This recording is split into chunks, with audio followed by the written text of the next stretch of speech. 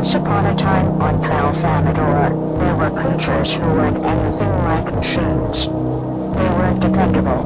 They weren't efficient. They weren't predictable. They weren't durable. And these poor creatures were obsessed by the idea that everything that existed had to have a purpose, and that some purposes were higher than others.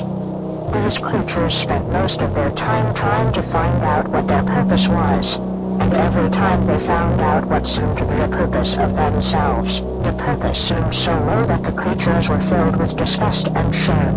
And, rather than serve such a low purpose, the creatures would make a machine to serve it. This left the creatures free to serve higher purposes. But whenever they found a higher purpose, the purpose still wasn't high enough. So machines were made to serve higher purposes, too. And the machines did everything so expertly that they were finally given the job of finding out what the highest purpose of the creatures could be. The machines reported in all honesty that the creatures couldn't really be said to have any purpose at all.